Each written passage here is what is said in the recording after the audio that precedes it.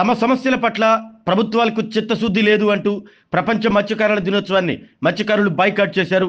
బాపట్ల జిల్లా చీరాలలో ప్రపంచ మత్స్యకారుల దినోత్సవాన్ని మత్స్యకారులు బాయ్కాట్ చేశారు. ఈ సందర్భంగా మత్స్యకారులు మాట్లాడుతూ గతంలో ప్రభుత్వాలు మత్స్యకారుల సంక్షేమం కోసం అనేక రాయితీలతో కూడిన పథకాలు అమలు చేశామని, ప్రస్తుతం అటువంటి పరిస్థితులు లేవు అన్నారు. ఇటీవల కాలంలో పలు తుఫానుల నేపథ్యంలో మత్స్యకారులకు తీవ్ర నష్టం వాటిల్లినా ప్రభుత్వం తమ సమస్యలను పట్టించుకోవటం లేదంటూ వాపోయారు. ప్రభుత్వం తక్షణమే స్పందించి మత్స్యకారులకు డీజిల్ సబ్సిడీ, ప్రభుత్వ బీమా, రాయితీలతో వలలు కల్పించాలని కోరారు. రానున్న శీతాకాల సమావేశాల్లో మత్స్యకారుల సంక్షేమం కోసం ప్రత్యేక బడ్జెట్ను ప్రవేశపెట్టి మత్స్యకారులను ఆదుకోవాలంటూ వేడుకున్నారు.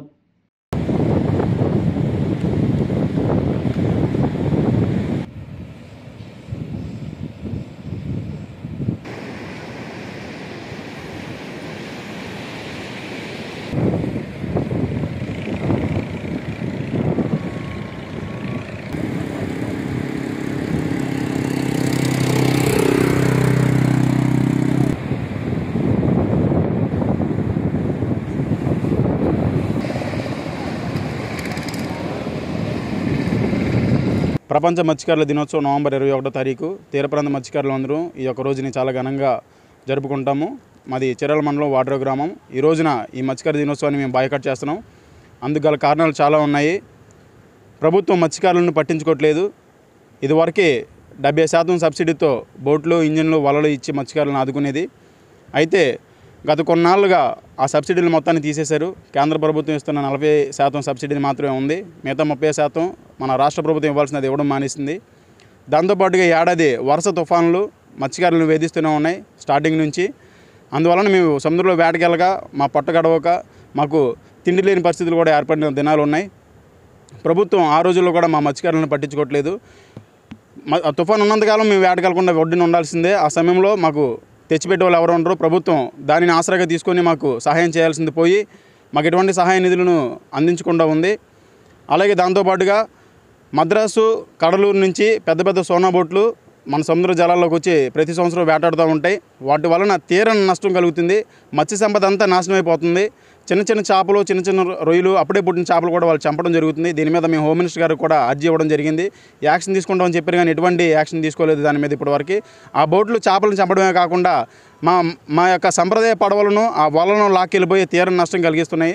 వాటి మీద కూడా ప్రభుత్వం ఎటువంటి చర్యలు తీసుకోలేదు ఎన్నిసార్లు మొరపెట్టుకున్నా కూడా. అలాగే దాంతోపాటుగా డీజిల్ సబ్సిడీ మొంతా తుఫాను పోయినప్పటి నుండి ఇప్పటివరకు డీజిల్ సబ్సిడీ ఆగిపోయింది. దాని మీద కూడా ఏ ప్రభుత్వ అధికారి మాట్లాడట్లేదు. ప్రభుత్వ పెద్దలు కూడా ఆ డీజిల్ సబ్సిడీ గురించి మాట్లాడిన వైనం లేదు. దాంతోపాటుగా ఒకవైపు తుఫాన్లు ఇలా కడలూరు బోట్లు వీటన్నిటితో ఇబ్బంది పడుతూ ఉంటే తీర ప్రాంతంలోని ఇప్పటికే ఉన్న ఫార్మా కంపెనీల వల్ల ఆ వ్యర్థాలన్నీ నీటిలో కలిసి సముద్ర సంపద మొత్తం నశించిపోతున్న కారణాలు జరుగుతున్నాయి. అయితే ఉన్న వాటితోనే ఇబ్బంది పడుతూ ఉంటే మళ్ళీ కొత్తగా ఈ ప్రభుత్వం తీర ప్రాంతంలోని ఫార్మా కంపెనీలకు అనుమతులు ఇవ్వడం అనేది చాలా విరుద్ధం. అసలు ఈ రాష్ట్రంలో మత్స్యకారులు అనే వాళ్ళు ఉన్నారా లేరా అనే విధంగా ఉంది.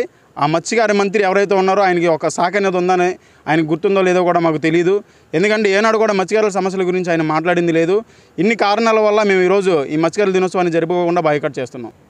ఇలాంటి ప్రపంచ మత్స్యకారుల దినోత్సవం సందర్భంగా మా వాడ్రే గ్రామం పంచాయతీ మొత్తం మత్స్యకారులు మేము బహిష్కరిస్తున్నాం. ఎందుకంటే నిరసన కార్యక్రమం తెలియజేస్తున్నాం.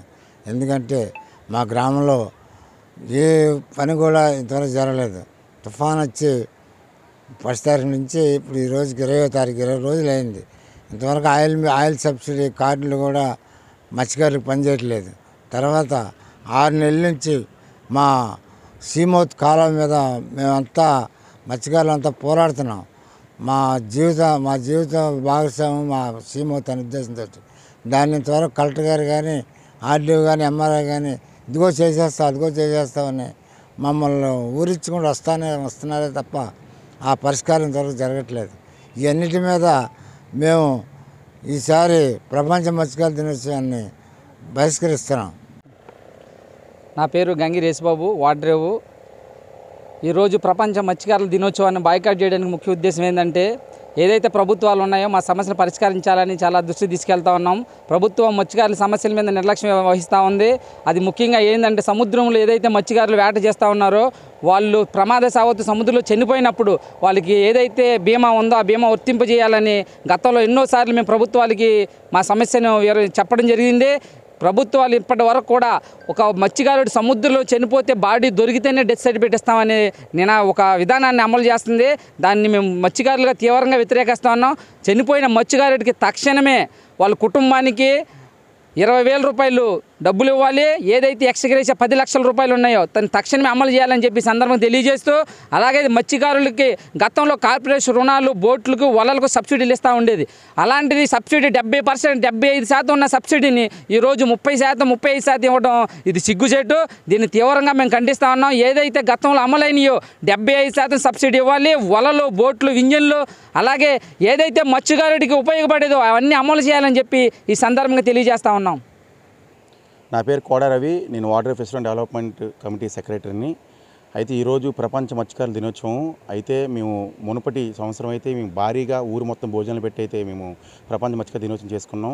కానీ ఈ సంవత్సరం చేసుకుందామనే ఆలోచన కూడా మళ్ళీ చచ్చిపోయింది. ఎందుకంటే మా మత్స్యకారులు అయితే సులభంగా కనిపిస్తున్నారు. మాకు ఎటువంటి గవర్నమెంట్ నుంచి కానీ బెనిఫిట్స్ కానీ ఏమీ రావట్లేదు. అటు రీతిగానే మేము ఏమన్నా లోన్లు కానీ పెట్టుకోవడానికి మాకు సబ్సిడీ ఇంతకుముందు అయితే 75% ఉండేది రాయితీ, ఇప్పుడు 30-35% అయితే పెట్టారు.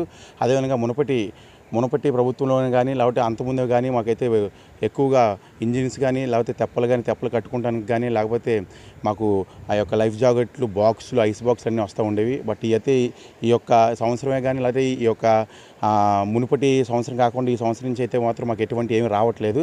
మేమైతే గవర్నమెంట్ని అడుగుతూనే ఉన్నాము, కానీ ఎటువంటి సబ్సిడీ సంబంధించిన ఏమైతే రావట్లేదు. అయితే గత 4-5 నెలల నుంచి మా వేటలకు వెళ్ళడానికి మాకు ఆయిల్ కోట్లు అయితే ఉండేవి, అవి కూడా మాకైతే ఆగిపోయినాయి. ఏమన్నంటే మాత్రం ప్రభుత్వం అనేది పెట్రోల్ బంకులకి అమౌంట్ పే చేయలేదు. అందువల్ల మీకైతే ఆయిల్ కోట్లు అనేవి పనిచేయట్లేదని చెప్పి అంటున్నారు. మేమైతే గవర్నమెంట్ని ఒకటే కోరుకుంటున్నాము. ఎందుకంటే మా మత్స్యకారులు ఇంత సులభంగా అవుతున్నారో మాకు అర్థం కావట్లేదు. మేమైతే వేటకెళ్ళి మేము ఆ యొక్క జీవనాన్ని గడిపిస్తేనే మాకు పొట్టాడితే గడపని జీవనం మాది. కానీ ఎందువల్ల మా మత్స్యకారులు ఎందుకు అలాగా చులకన చూస్తున్నా అర్థం కావట్లేదు.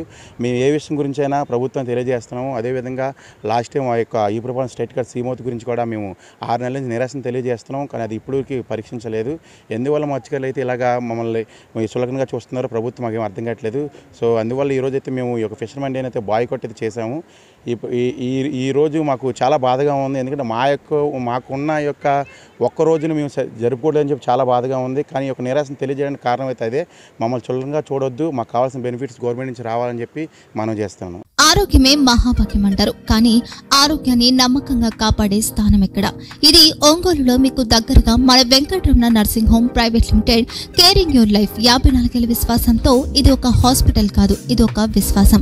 3 తరాలుగా వేలాది కుటుంబాలను ఆరోగ్యంగా నిలిపిన ఆదరణ.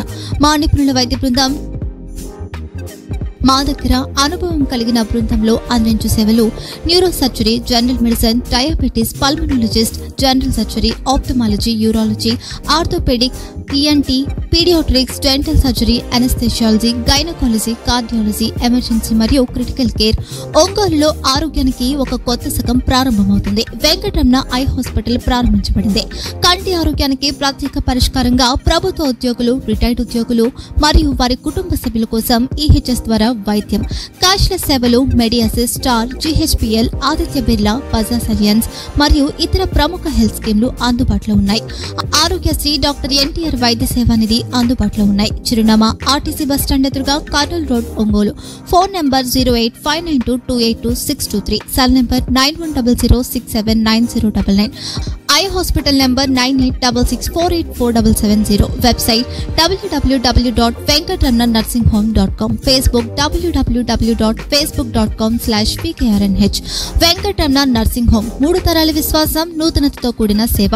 మేము కేవలం చికిత్స చేయము, మేము శ్రద్ధ వహిస్తాం, పరిరక్షిస్తాం. సేవ చేయడం మాకు ధ్యేయం.